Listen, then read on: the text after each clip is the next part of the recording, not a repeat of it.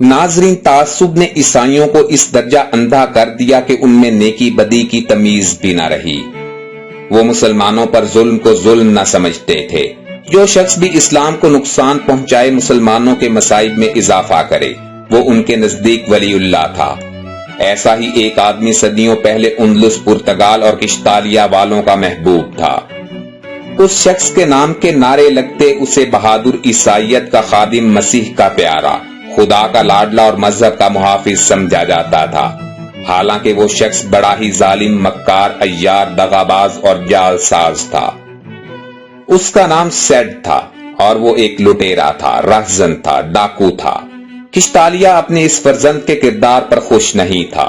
Alphonso ششم نے اس کو جلا وطن کر دیا، مگر سیڈ کو ڈھیٹ سمجھیے یا جرت مند کہ وہ ذرا نہ گھبرایا۔ وہ قسمت آزمائی کے لیے آگے چلا اور سرکستہ پہنچ گیا۔ سرکستہ پر مقتدر حکمران تھا۔ اس نے سیڈ کو ملازم رکھ لیا۔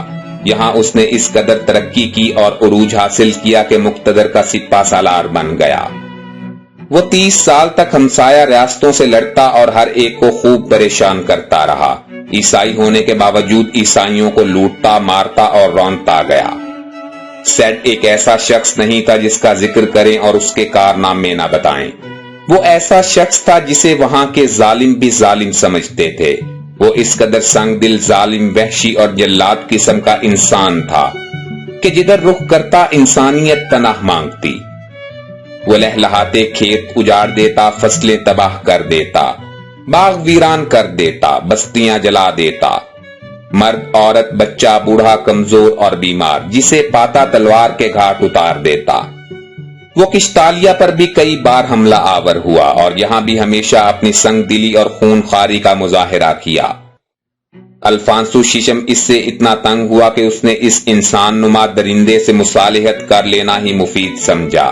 چنانچہ اس نے بڑی لجاجت سے سیڈ کو بلایا اور اس کی خوب آؤ بھگت کی، اس کی بہادری، شجاعت اور بے باکی کی تعریف کی، اس کے ضبط کیے ہوئے اموال اور جاگیریں واپس کر دیں، اسے 5000 کا منصب عطا کیا اور کہا، بہادر سیڈ، تم نے اب تک عیسائی ہونے کے باوجود مسلمانوں کے لیے کام کیا اور اپنے ہم مذہب عیسائیوں کو لوٹا ہے۔ اب یہ 5000 فوج لو اور عیسائیت کے دشمن مسلمانوں کی زندگی حرام کر دو۔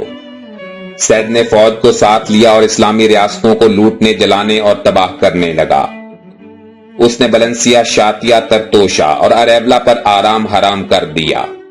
وہ جب چاہتا فوج لے کر نکلتا اور مسلمان ریاستوں پر بجلی بن کر گرتا، سرسبز و شاداب مقامات رونتا، کھیتیاں اجاڑتا، بستیاں جلاتا، مردوں کو قتل کرتا اور عورتوں کو ہانک کر لے جاتا۔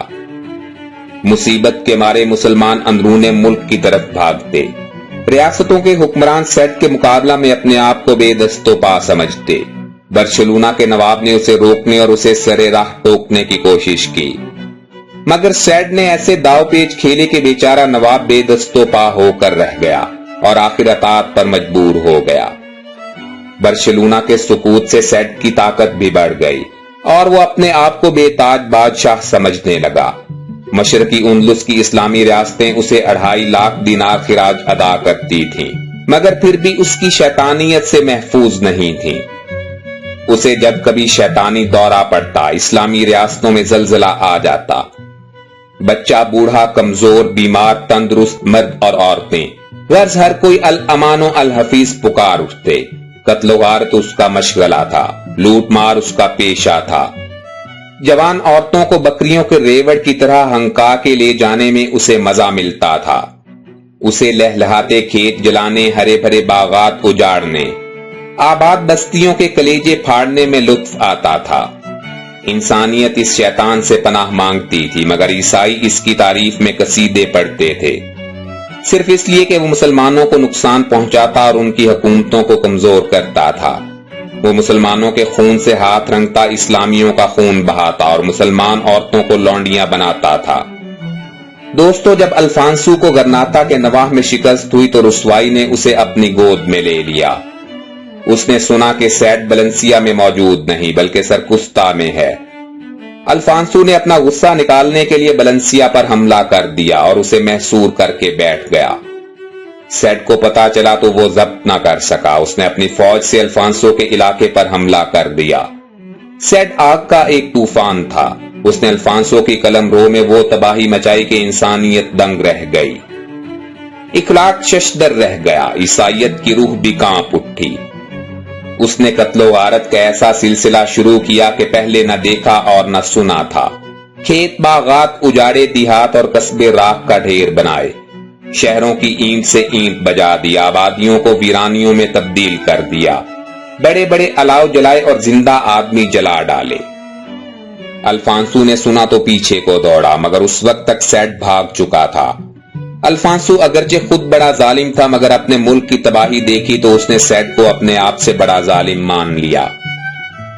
سیڈ بلنسیا پہنچا تو شہر کے دروازے بند پائے.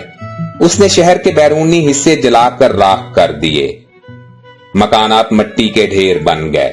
محلات ملبوں میں تبدیل ہو گئے. شہر کے باہر نہ کوئی درخت رہا، نہ عمارت، نہ کوئی گرجا رہا، نہ مسجد. چاروں طرف راکھ اور خاک اڑنے لگی. امیر یوسف کے نمائندوں نے بلنسیا کے حالات سنے تو اپنی فوجیں آگے بڑھائیں. سیڈ نے دریا کے پل توڑ دیے، کنارے کھدوا دیے اور دور دور تک کا علاقہ پانی کے سیلاب میں ڈوب گیا. امیر یوسف کی مدد بلنسیا نہ پہنچ سکی. لوگ بھوکوں مرنے لگے. قحط نے شہر والوں کی کمر توڑ دی، مگر اس کے باوجود وہ ہار ماننے پر تیار نہ ہوئے. اب اس ظالم نے ظلم کا نیا طریقہ ایجاد کیا. اعلان کر دیا کہ جو لوگ شہر سے باہر نکل آئیں گے انہیں کھانے پینے کو دیا جائے گا. بھوکے لوگ جب باہر آئے تو اس نے فصیل کے قریب آگ میں ڈال ڈال کر انہیں بھون ڈالا. اس طرح ہزاروں آدمی آگ کی نظر کر دیے. شہر کے لوگ اب تنگ آ گئے. آخر مذہبی آزادی پر مصالحت ہوئی. شہر کے دروازے کھلے. سیڈ نے شہر پر قبضہ کر لیا. تمام مکانات و محلات لوٹ لیے. سونا چاندی مال و اسباب جو کچھ ملا غارت کیا. مسلمانوں کے درمیان ایک گڑھا کھدوایا. اسے کانٹوں اور چھریوں سے بھرا اور سب کو اٹھا کر اس میں پھینک دیا. پھر اس میں اور کانٹے بھرے. گڑھا بھر گیا. صرف ان لوگوں کے سر باہر رہ گئے. ظالم نے چاروں طرف ایندھن چنا اور آگ لگا دی. آگ بھڑکی، شعلے بلند ہوئے اور ایندھن سمیت یہ لوگ آگ کے پیٹ میں بھسم ہو گئے. اب دوسرے درجہ کے مسلمانوں کی باری آئی. ظالم نے سب کو اکٹھا کیا. ان کے جسم سے گوشت کاٹا اور آگ پر کباب بنائے. عورتوں کی سرے عام آبرو لوٹی. انہیں اپنے ظالم سپاہیوں کا کھلونا بنایا. جب اس پر بھی چین نہ آیا تو انہیں منڈی بھیج کر بکوا دیا. جو لوگ بچ گئے انہیں اپنا اور دوسرے عیسائیوں کا لونڈی غلام بنایا. سیڈ کے ان مظالم کا چرچا ہوا تو امیر یوسف کے ایک سپہ سالار ابن عائشہ سے رہا نہ گیا. وہ اپنی فوج لیے ہوئے ادھر بڑھا. سیڈ کے حوصلے بڑھے ہوئے تھے. وہ مسلمانوں سے بھیانک انتقام لے چکا تھا. ابن عائشہ کے مقابلہ کے لیے بڑھا. اپنی فوج کو پس و پیش سے درست کیا. عیسائی ریاستوں کی فوجوں کو بھی ساتھ لیا اور شاطبہ کے میدان میں ڈیرے ڈال لیے. ابن عائشہ اس کے ظلم کی داستانیں سن چکا تھا. سیڈ کے ہاتھ سے بچے کچھ مسلمان اسے اپنی سربیتی سنا چکے تھے. وہ غصہ سے دیوانہ ہو رہا تھا. اس کا جی چاہتا تھا کہ سیڈ آئے تو اس کی بوٹیاں چیل کوے کھائیں. کتے اس کی لاش کو بازاروں میں کھینچتے پھریں. چیونٹیاں اس کے ایک ایک عضو کو چاٹیں. گدھ اس کے گوشت سے اپنے پوٹے بھرے. ابن عائشہ شاطبہ پہنچا تو سیڈ کو تیار پایا. اس نے نعرہ تکبیر بلند کیا. مجاہدین نے مل کر اللہ اکبر کہا. تلواریں اٹھائیں، نیزے ہلائے، خنجر چمکائے اور تیر چلائے. بازوں کی طرح جھپٹے، پلٹے اور پھر جھپٹے. کبھی اسے بڑھاتے، کبھی خود بڑھتے. ایک طرف سے ہٹتے تو دوسری طرف جا پڑتے. اس طرح گھیر گھیر کر انہیں قتل کرتے کہ اگر بلنسیا کے شہید زندہ ہو کر دیکھتے تو مرحبا کے نعرے لگاتے.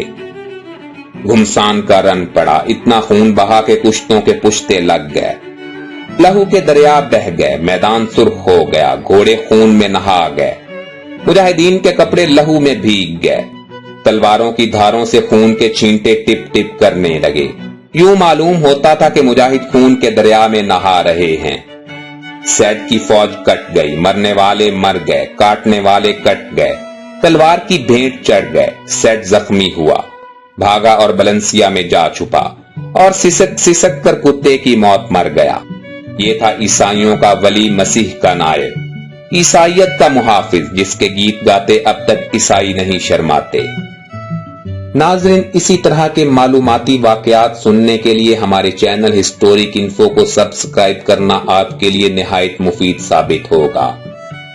چینل کو سبسکرائب کرنے کے ساتھ ساتھ گھنٹی کے نشان کو دبانا مت بھولیں تاکہ آپ ہماری ہر معلوماتی ویڈیو کی نوٹیفیکیشن بر وقت حاصل کر سکیں۔ اسی طرح ہمیں فیس بک پر فالو کرنے کے لیے ہمارے فیس بک پیج ہسٹورک انفو کا لنک ڈسکرپشن باکس میں موجود ہے۔ زندگی رہی تو جلد ہی دوبارہ ملاقات ہوگی۔